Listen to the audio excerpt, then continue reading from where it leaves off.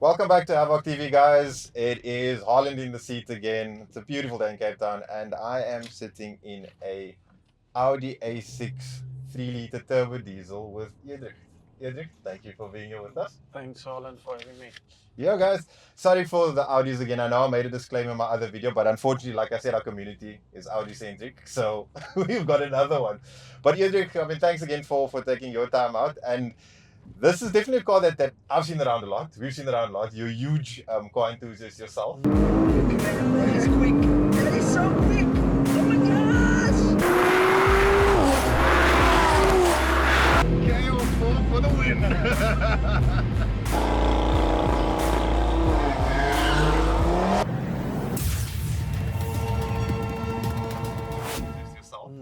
And I think, you know, to touch on your special modifications on the car, I think I want to bring up your number plate as a start. So your registration is Quad 24 WB. Talk about that. So I'm wheelchair bound. Yeah. I'm a C67 quadriplegic, not a paraplegic. So I've got no hand function and trunk function, etc., etc. So I thought to myself, well, look, I'm gonna put it on my plate. I wanted a plate that's different, and hence I bought the Audi as well. It's not a lot of A6s on the road with a 3-liter V6. Yeah. And the 24 is for 24 hours because I'm obviously permanently disabled, and that's where it started. Sorry, that's personal plate to another level. Eh? Yeah, no, definitely. Look, I've had the plate now for what, about 4 or 5 years now, and I've just carried it over from car to car. And I actually started my wheelchair business, called it Quad 24 as well. Okay. It's not something that I'm pursuing anymore, but I mean, that's where everything started, basically. So it's been not a roller coaster, but it's been. A lot of people has been asking about the plate and why it's there, why call it Quad 24, and then obviously the story comes out. Yeah. And they can relate now. Okay, the guy's in the wheelchair and this and that. It's actually cool that I brought it up because I didn't know that about it either, so it's learning for me too. But it's also, I mean, you know, I think that sensitivity behind it. You know, some people see it, but they won't just come directly up to you to say, what does this mean? You know, like, what is the story? So I think that's very cool to know. But yeah, I think like back to what we're in. So we're in your 3-liter A6. Yeah. We're still in like comfort mode, easy driving mode. Yeah. So tell me a little bit, what apart from your day-to-day functions that you added to the water, what else have you done? Because there's quite a bit of stickers on this car. Yeah, look, we got the car. We started small, so obviously I wanted to change out the grille to the RS grille. So I started moving the number plate to the side, smaller number plate, and got the grille. Okay, yeah. Obviously, being a car enthusiast, you don't stop there. Yeah. So I had the car for 3 months, like normal, and we started tinkering, putting on Cape Town stock. You said it, not me this time. Well, there's not a lot of people that talk about Cape Town stock anymore. They don't understand what Cape Town stock means. Downpipe, stage 1 or stage 2. And then it all progressed. I started seeing what these motors sound like. Coming from a diesel, you get a petrol sound out of it. And we started doing performance exhaust on it. We did that. It took about 2 months to get the right sound out of it. But I wanted the right sound out of the car. Yeah. I mean, I don't want to just slap it on, put a back box, and then there you go, Bob's your uncle. Like sound like a tin Yeah, at the end of the day. Exactly. And I don't like that tractor sound coming from a diesel and that turbo whistling. It appeals to some guys. To me, it doesn't appeal. Yeah. I still want, if you drive it normally like we are currently, then it sounds like a normal car that drives. And it's funny, like on the diesel scene, like how you're saying you wanted the diesel car to sound petrol, but then you look at the racetrack and you see the Oaks that you want the car to be a diesel. You know, like they're very proud of the black smoke, the whole side of it. It's a diesel race car. Yeah, look, I mean, those are all 1.9 TDIs. Look, they've got power, they've got torque for days. I don't appeal to that black smoke stuff. It's not for me. It's not. I feel it's not good for the motor, longevity on it. I mean, this car is my daily car. Okay. I still, without my car, I'm nothing. I can't move around. Yeah. Without the car, I'm stranded, Yeah. basically. And depending on people, I don't like to be dependent on the next person. So, in saying that, I've had my fun, and I'm still having my fun with the car. This is the longest that I've owned a car, to be honest. Normally, I just get rid of my cars every second year. And this car's been with me now, what, 4 years? And we've done a few. I mean, like I said, we've done the Cape Town stock. And then afterwards, I wrapped the car. So it's a full vinyl wrap, deep black matte. We went through a few designs, and I kept it simple. Okay. And we did the inside as well, just to spruce that up as well. And little things that we've done. We've done the flasher lights in the grille and inside the car. Yeah, the lights look cool. I like that. Look very unsuspecting. Even when you feel low, you can still go. Even when you feel slow, you can still go. Even when there's no hope, you can still go. I never answer to no, man, I still go. Go, go, go, go, go, go, go, go, go, go, go, go, yo, go, go, go. Hustle hard, hustle every single day. I'll be making moves till I'm buried in my grave. To the system, I don't wanna be a slave. I've been doing shit my way, or the highway. And in the driveway is a nice range. Cause I grind through the climb, I invite pain. You'll never hear me, bitch, nah, I don't complain. Just gotta flip the switch and you can go and obtain anything you want, anything you need. Your mind's got the key ingredient, it's belief. They'll deceive with the negativity, but I just slide right by that energy. Even when you feel low, you can still go. Even when you feel slow, you can still go.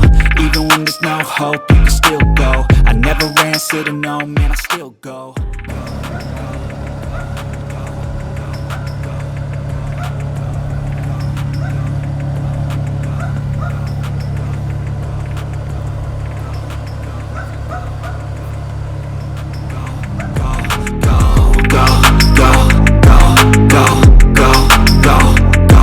Go. You got a mind, but even that could change. You could flip the gray matter like some batter in your brain. That's why they say, fake it till you make it A. And if you play that game, then you just might make a change. Rearrange all the bad to okay. Take the worst thoughts saying, turn them to a game. Take the best thoughts saying, put them on display. On repeat in your brain till you're feeling no more pain. Never slow yourself down, you can do some more. Push past all the pain and you'll find a door. Open it up and finally explore everything that you thought you could never do before. And then also the spotlights. They don't come standard spotlights. You have to either order them in or get them custom fabricated, like I did with mine, and that's where it stopped. So once I do timing chain and stuff, we'll start going full stage 2, stage 2 plus, and then that's where it'll stop. Okay. I'm not going to push the car anymore, bigger injectors and stuff. I'm not in the mood to do that. Then I'll go buy a toy for that. Yeah. To drive around. Yeah, because I think that, like I think I brought it up before. That's when you go from your daily reliable driver to that next thing. You know, then it becomes a project. Then it becomes like you said, a toy. Yeah, money pit. Better said than not. I said. You know, and it's also knowing that cutter point. I think that's also critical for people to know what you want out of it at the end of the day. Correct. Yeah. And but I mean, you mentioned the fabrication of the bumper. I mean, I didn't even notice that it was like aftermarket spots that was on the car. And you see that was done by Stylistics. That's correct. Yeah. Stylistics Customs. Cool. Except now for the grill, when I had that I imported that myself, and I had the guys that did my exhaust noise boys. They helped me. We changed out the grill, and that offset the car's face entirely. Yeah. And that's where the inspiration of the wrap came. I've always wanted to wrap the car. It's a beautiful color underneath. The midnight blue is a very, very beautiful color, but maintenance on it is it's way too much. Being in the chair, I can't go out clay bar the thing myself over a weekend. It takes some time, and the thing is, in our community, being in wheelchair, I have to then depend on someone to. So I need to fork out X amount of money Yeah, yeah. every time. So the wrap appealed to me because it's not a lot of maintenance. If something happens, I can rip it off, put a new piece on. Why not myself, the guys that have to do it. But again, and sorry, on saying that, I remember the last time we spoke, you're also saying that just the maintenance on the wrap using the chair, you know, like the small little scratches and that, like that's where it's easier for you just to kind of replace the panel on the wrap then. Correct. Yes. I mean, if I take into account, we had to respray one of the doors. They said to me, it's X amount, extravagant type of money. I'm going to be without a car for 3 days. I can't sit without a car, not with the type of work that I do. And when I wrapped it, the guy said to me, okay, it's going to cost you $1,000 to replace the wrap on the door. Replaced that, took an hour, got my car back. There you go, and I'm off. Yeah. Jeez, that's crazy. So we need to think, we don't just think about, oh, okay, it's going to look nice. I need to think about what's going to work in the long term as well. Because like I said, I can't sit without a car. It's just one of those unfortunate things that comes with the territory. Correct. That's actually like it's a different level of thought, eh? Like, Yeah. Because like, I'm sitting here thinking about it, I'm like, geez, like it's quite interesting. Like, Yeah, look, if you put yourself in a situation like that, let's say for instance you break your leg, you're in crutches. Now you've got to start thinking, how are you going to get here? How are you going to do that? What you going to do there? For us, it's a more permanent thing. So I need to think 2 steps ahead. Yeah. Rather than, oh, okay, I'll do that tomorrow. I'll go back to normal in a week's time. Correct. And it also it kind of makes me think about when Mickey was interviewing Andre in his car, and I think we still titled that episode Mr. Wheels with Wheels, but it shows you that importance of how this set of wheels used to you just as much as the other. This is my life. This is my enjoyment. Yeah. I can still have fun with the car. Yeah. Whilst driving it every day. I mean, it's not a lot of guys that can say they get in their car, they've got a smile on their face. Exactly. And you just get up and go. Correct. Oh yeah. Straight, yeah. So it's not a lot of guys that's gonna get in, they still smile. It's like someone telling, oh, it's that new car smell. Yeah. To me, every day is the new car smell. Get in the car, I can still enjoy the car. I can use it as a daily. Can go anywhere with it. And hence, I wanted something unique. There's not a lot of A6s on the road. There's not a lot of A6s that's been wrapped the way it's wrapped. I wanted something different. I didn't want to buy another G6 or a G7. Yeah. I wanted something unique, something that appeals, something that is original, call it that. And it is though, because I mean, like I said earlier, I've seen it on other events. We've met each other at different places, you know, at the random park-offs. But it's always like stands out when you look at it compared to the other cars. Especially the look of it completely, but just it's a unique car in comparison. Yeah, no, definitely. That's what we're going for. It's just being a bit different to the next person. Yeah. And your have you put this car on the dyno? We have dynoed the car. That's after we put the second file on. Okay. And I think we topped out at 480 newtons. It's about 190 kilowatts. It's a front wheel drive. It's not a quattro. Okay. That's the only quad part that you're missing on the car. Yeah, exactly. But for the front wheel drive, I mean, it's got power for days. I'm still very, very, very, very happy with what I've got.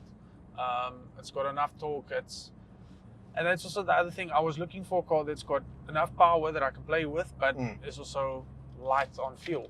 Yeah. So I had 3 options at the start, and the Audi just ticked all my boxes. Okay.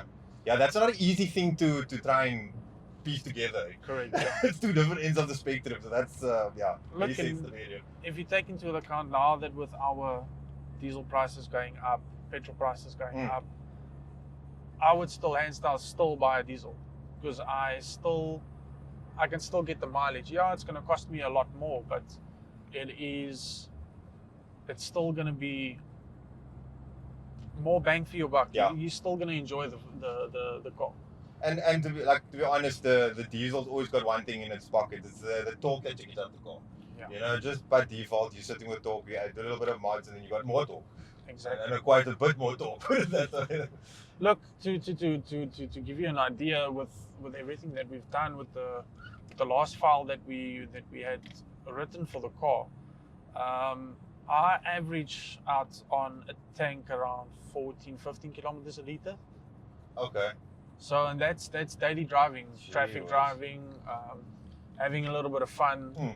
So, I mean, I can get about 850 out of a tank. Okay. That sounds like swear words to normal petrol drivers. Like, I'm not even going to compare what the average is. And then I still have reserve on it, but I'm not going to drive the car on reserve.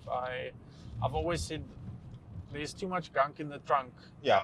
If you're going to drive that thing bone dry, you'll have more problems. Should you drive the car the way that you are going to drive it? That's almost like those little bits we take out from like our parents or uncles or whatever, you know, like don't drive your tank empty. But even today, it's still exactly that. It still applies. It's still, you know, there is that, like you said, the gunk at the bottom of the tank. You don't want to mix it up and let it clog up somewhere. Yes. But you were mentioning that every now and then you do get a moment where you take it out on a nice run, drive out. Oh yeah, no, definitely. It's can follow there. What do I want to say? Oh, sorry, I thought. Yeah, you were saying that we're just saying that every now and then you do get a chance to take it out and look, run or two. You do get your itching days, as I mentioned, where you just want to feel that power again. Yeah. Like I said, I can get in the car, I can go for a slow drive, but then you do get those itching days. You get your guys with your GTIs and your Polo GTIs or whatever, and they rev here next to you. I used to feel that when I got the car. Yeah, I mean, we pushed the car. I pushed the car quite hard. But I think also as you get used to what you've got, you know what you have. And in coming back to being that it is my daily, it's my only car. I can't jump from this car to my other car. I've got another car at home, but it's a manual. I can't drive a manual, obviously. Yeah. I can't clutch. Yeah. So, and kind of something needed with the manual there. Yeah. So look, they can drive me around, but like I said, I don't like getting dependent on other people. Because as soon as you start depending on other people, you're mixing emotions and disappointment. Yeah. In there as well. It's nice. Yeah, nice. BTM. But you don't do any like track days or those racing, anything like that. No. But like you said earlier too, it's your daily. You also don't want to take a risk, I suppose. No, not at all. That all comes down to looking at the bigger picture in thinking forward. If my car breaks down at Killarney or at the drag strip, wherever, or even if we had to go to Saldanha, I'd still not put the car on there. Yeah, it's fun. Maybe do it once or twice, but I'm still not gonna take that chance. Yeah. If it breaks down there, they can come tow the car, but no. Trust me, that's not a feeling you want to go through in any way, shape or form. No, look, it's not cheap fixing these cars, especially with these motors. These motors will go for days. I mean, that's why these 3-liter V6s are so sought after. The guys are holding on to these motors because I almost want to say bulletproof. But I'm still not gonna push it to its limits if it's not needed. I got you. That's why I still get my days. Look, and I mean, one thing that I can say, you're saying about the daily car, I mean, the sheer amount that I've seen this car over the last year or two, but I mean, it just shows that the car is on the road. Yeah. It's got its wear and tear. It's got its wear and tear. It's like it still remains a daily. But when I do get the often chance, I do spend some time. Yeah. Some money on it. When there's money available for it. Correct. So you still have to look after the car as well. Edrich, thanks very much for your time out today. It's very, we always try and keep our channel kind of what's right, progressive, if that's the right word to use. Like we're not just there about the racing and the crazy stuff about the cars, but it's also like a sensible side. And I think today was also like people could see, like I was definitely thinking about what you were saying in the sense of like that use of the car, just not having that flexibility in the sense of just jumping from one to the other, and how personal it becomes to you. So it's like from your personal plate to the personal use of the car. I think this is possibly one of the most personal cars I've actually been in. It goes that next step, and just to kind of see what you create out of it, it's like fantastic. It's crazy.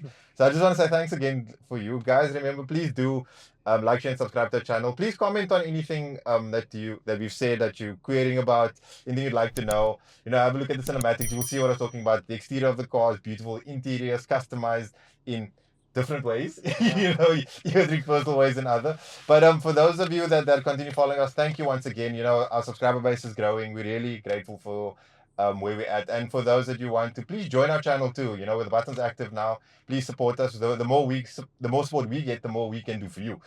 Guys, once again, I just want to say thank you from myself, Harland, Edrich. We are Havoc TV, and we are completely disruptive.